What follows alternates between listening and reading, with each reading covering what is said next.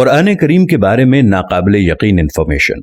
कुरान हकीम का दावा है कि इसमें कोई बातिल बात दाखिल नहीं हो सकती, इसलिए कि कुरान हकीम का एक एक हर्फ इतनी जबरदस्त कैलकुलेशन और इस हिसाबो किताब के साथ अपनी जगह पर फिट है कि इसे थोड़ा सा इधर उधर करने से सारी इंफॉर्मेशन दरहम बरहम हो जाती है। कुरान पाक की एजाजी शान नुमाया है। इतनी बड़ी किताबें, इतनी बारीक कैलकुलेशन का कोई राइटर तसव्वुर ही नहीं कर सकता। चंद अल्फाज बतौर नमूना है, वरना कुरान का हर लफ्ज जितनी मर्तबा इस्तेमाल हुआ है वो तादाद और उसका पूरा बैकग्राउंड अपनी जगह खुद इल्म इरफान का एक वसी जहान है। दुनिया का लफ्ज अगर 115 मर्तबा इस्तेमाल हुआ है तो इसके मुकाबिल आखिरत का लफ्ज भी 115 मर्तबा इस्तेमाल हुआ। शयातीनो मलाइका 88 मर्तबा इस्तेमाल हुआ।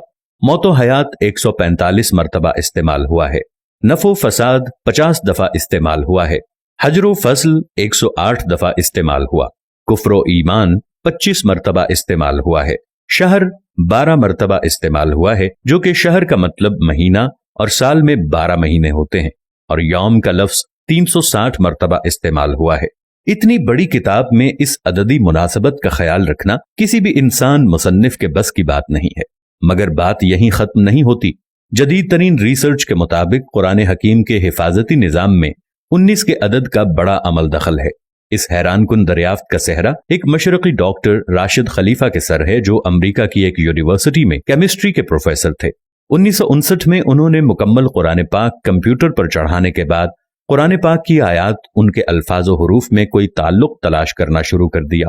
रफ्ता रफ्ता और लोग भी इस रिसर्च में शामिल होते गए, हत्ता कि 1972 में ये एक बाकायदा स्कूल बन गया। रिसर्च का काम जो ही आगे बढ़ा, उन लोगों पर कदम ब कदम हैरतों के पहाड़ टूट पड़े। कुरान करीम के अल्फाजो हुरूफ में एक ही जैसी किताब तकदीर नजर आती है, जिसके मुकम्मल इदराक के लिए उस वक्त के बने हुए कंप्यूटर नाकाफी थे। कलामुल्लाह में 19 का हिस्सा सिर्फ सूरह मुदस्सिर में आया है। यहाँ अल्लाह पाक ने फरमाया, दोज़ख पर हमने 19 मुहाफिज फरिश्तों को मुकर्रर कर रखा है। इसमें क्या हिकमत है ये तो रब ही जाने, लेकिन इतना अंदाजा जरूर हो जाता है कि 19 के अदद का ताल्लुक अल्लाह के किसी खास हिफाजती निजाम से है। फिर हर सूरत के आगाज में कुरान मजीद की पहली आयत बिस्मिल्लाह को रखा गया है, गोया कि इसका ताल्लुक भी कुरान की हिफाजत से है, क्योंकि हम देखते हैं बिस्मिल्लाह के कुल हर्फ भी 19 ही हैं। ये देखकर शदीद हैरत होती है कि बिस्मिल्लाह में तरतीब के साथ 4 अल्फाज इस्तेमाल होते हैं। इनके बारे में रिसर्च की तो मालूम हुआ कि ये इस्म पूरे कुरान में 19 मर्तबा इस्तेमाल हुआ है। लफ्ज अर्रहमान 57 मर्तबा इस्तेमाल हुआ है, जो कि 19 ज़रब 3 का हासिल है। और लफ्ज अर्रहीम 114 मर्तबा इस्तेमाल हुआ है, जो कि 19 ज़रब 6 का हासिल है। और लफ्ज अल्लाह पूरे कुरान में 2699 मर्तबा इस्तेमाल हुआ है, जो कि 19 ज़रब 142 का हासिल है। लेकिन ये एक रहता है जिसका साफ मतलब है कि अल्लाह की जात किसी हिसाब किताबे नहीं है। कुरान मजीद की सूरतों की तादाद भी 114 है, जो कि 19 ज़रब 6 का हासिल है।